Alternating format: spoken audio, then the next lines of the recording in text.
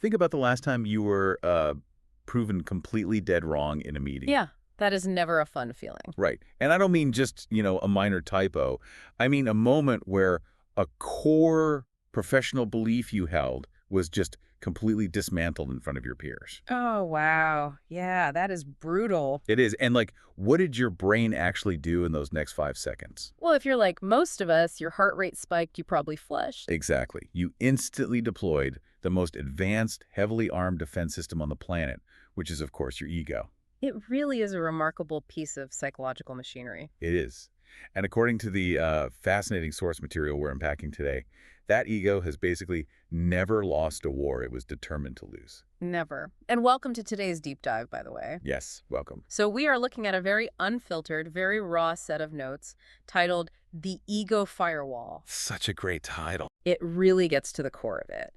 And the mission here for this deep dive is to explore a fairly uncomfortable reality, which is that the greatest barrier preventing you from adapting to the future isn't, the complexity of new technology. Oh, It's right. actually just your own pride. Yeah. We're going to examine the actual mechanisms behind why we actively fight disruptive tools, with AI obviously being the huge catalyst right now. Oh, absolutely. AI is the perfect stress test for this. It is. Yeah. And we're going to talk about how we can identify when our own internal security system is actually locking us out of our own careers. It's a critical conversation because the goal today isn't to bash human nature, right? No, not at all. We're just unpacking the fascinating psychology of why we fight the future and how we can learn to stop counting potholes and start actually building. I love that phrase, counting potholes, and we are definitely going to get into that later.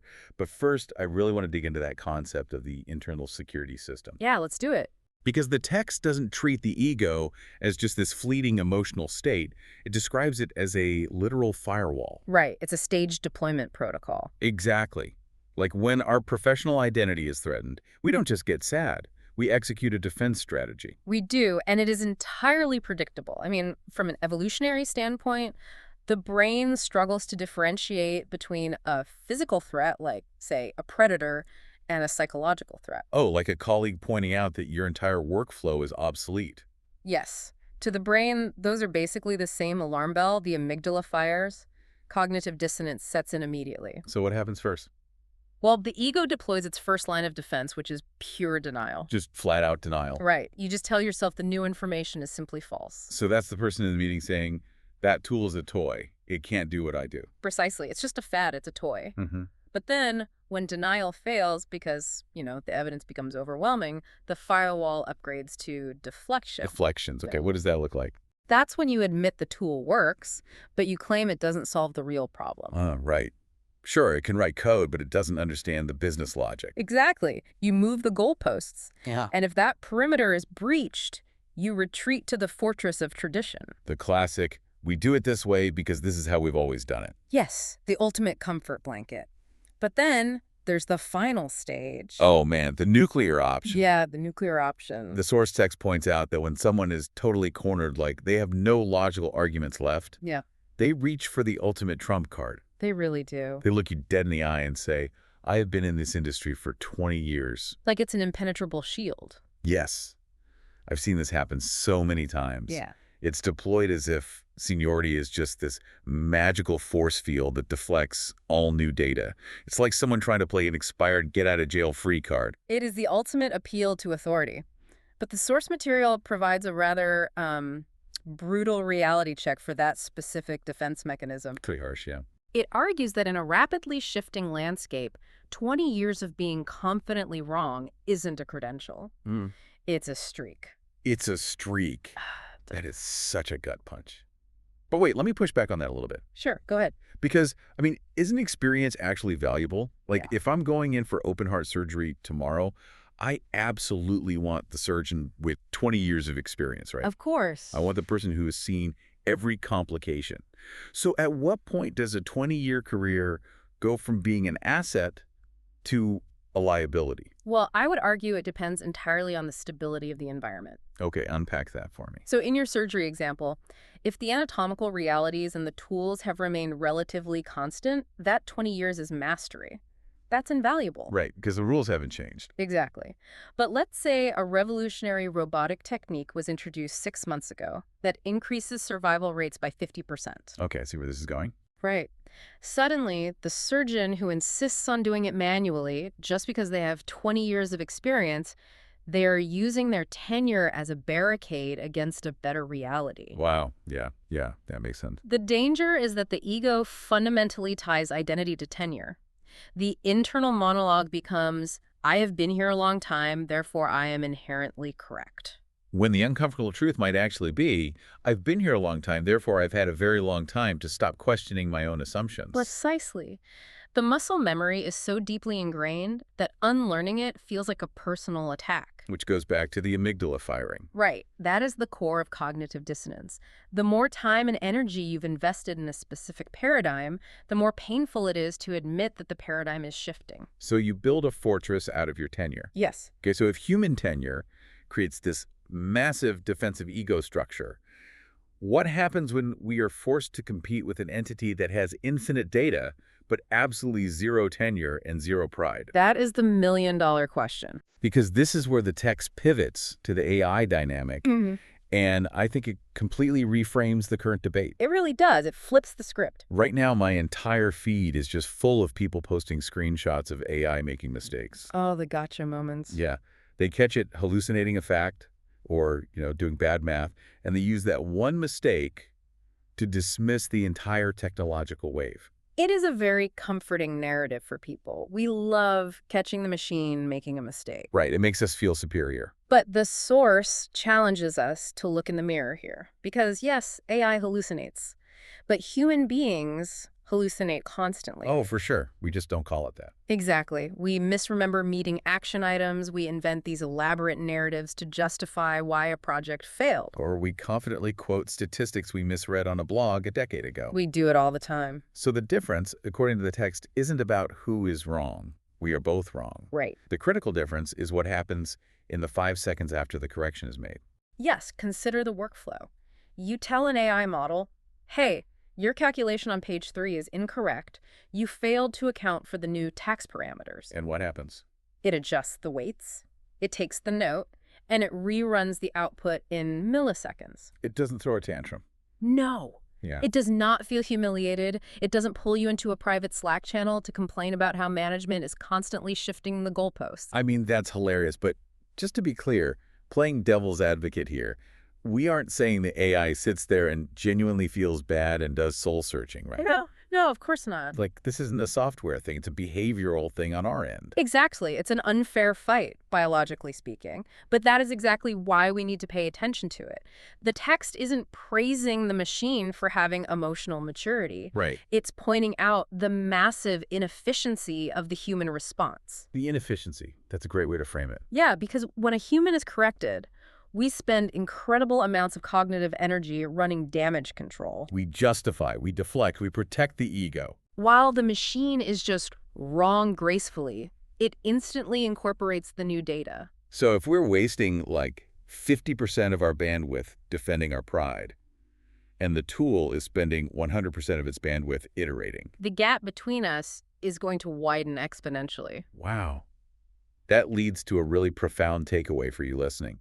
If raw processing power and data retrieval are basically solved problems now, then our value isn't going to be based on how much we know. Not anymore. The new competitive advantage, the actual deciding factor between who thrives and who gets left behind, is humility. Humility as a highly technical professional skill. Yeah. It is not just a moral virtue anymore, It is an operational requirement. But nobody treats it like a hard skill.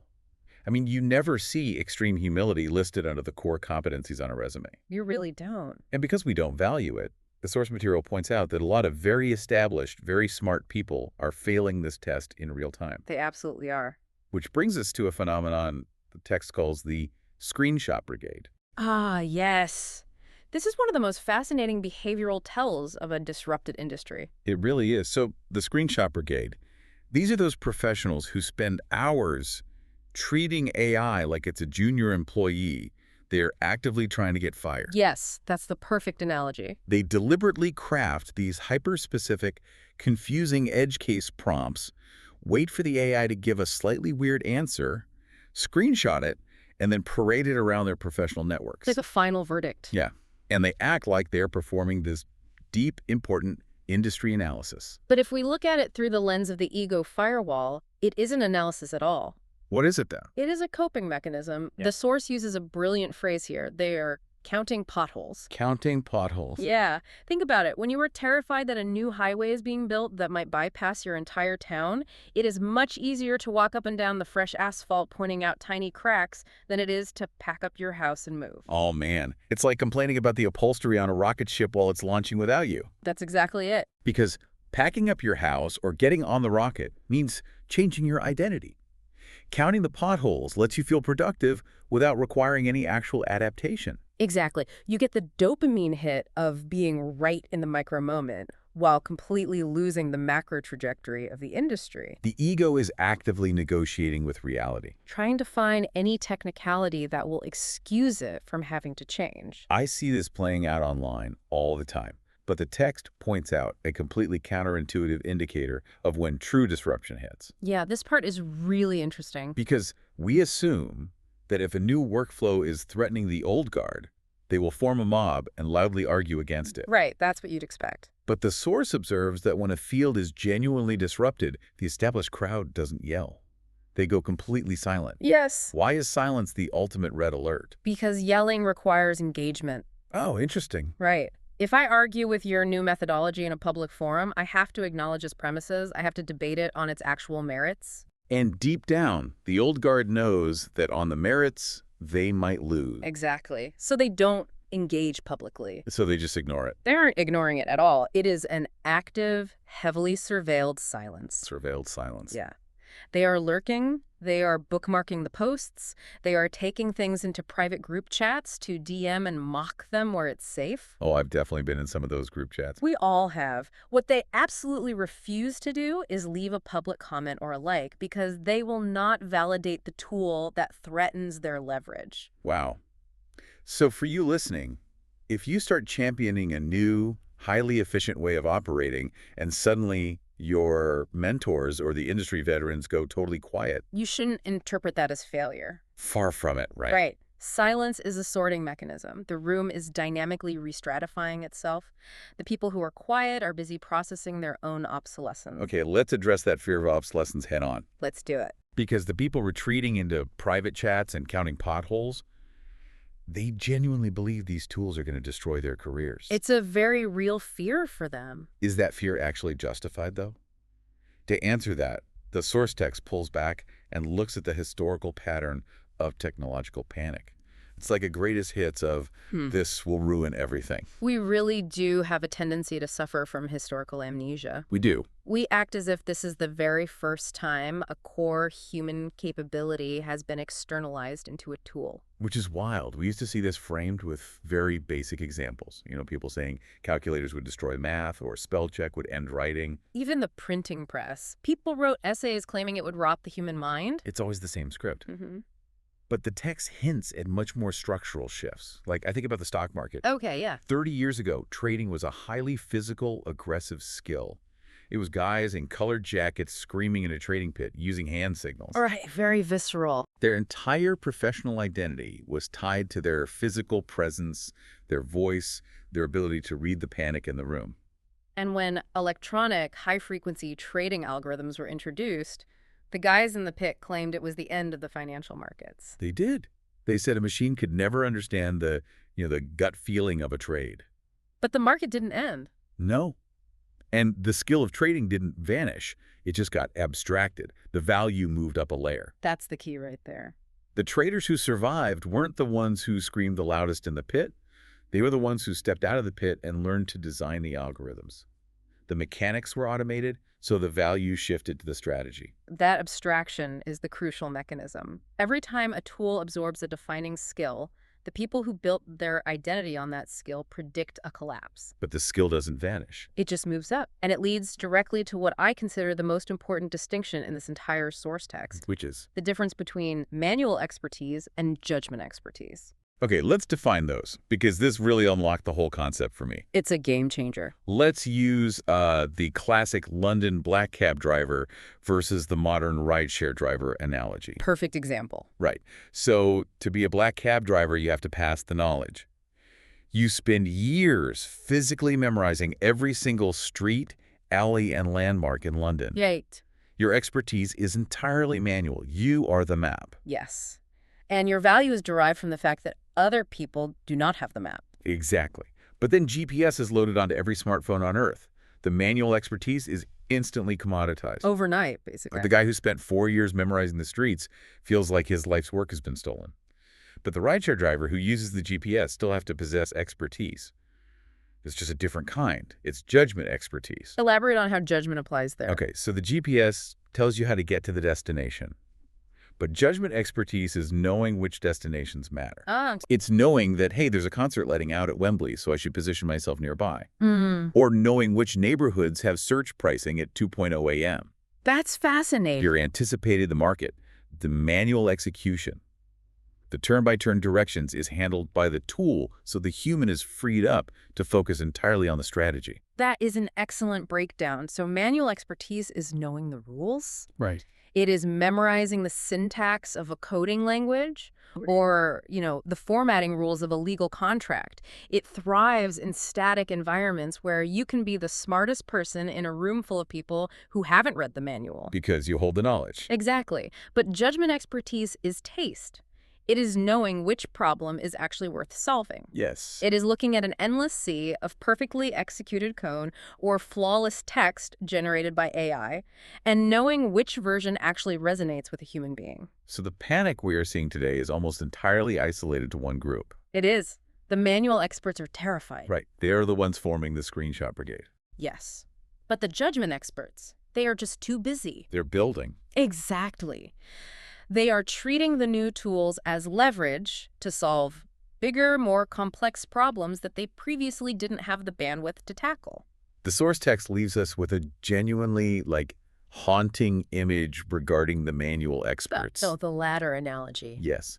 It says that if you treat the old mechanics as sacred, you will eventually find yourself left standing alone in an empty room, aggressively defending a rung on a ladder that nobody else is climbing anymore. It is a stark warning, because reality ultimately does not negotiate. I really want to linger on that phrase. Reality does not negotiate. It's power. We spend so much time trying to plead our case. We want the universe to recognize how hard we work to learn our specific skills. Yeah. We want credit for our 20 years of tenure. But the market doesn't care about your tenure. It really doesn't. The tools will continue to improve, to iterate, and to abstract tasks, regardless of whether your ego signs the permission slip. The tragedy outlined in this text isn't some sci-fi scenario where the machines forcefully overthrow the humans. Right. It's not Terminator. No. The tragedy is entirely self-inflicted. People are going to lose because they voluntarily spent their only window of opportunity defending why they shouldn't have to adapt. Exactly. They're going to argue with the future until it simply passes them by. Which means we need to fundamentally change our relationship with being wrong. And that brings us to the core takeaway for you, the listener. Let's bring it all together. We've covered the ego firewall, the trap of the 20-year streak, the silent sorting mechanism of the old guard, and that critical shift from manual to judgment expertise. But understanding all of this intellectually isn't enough, is it? No, we have to actually operationalize it. This isn't just about AI. It's about the fact that actual growth requires accountability.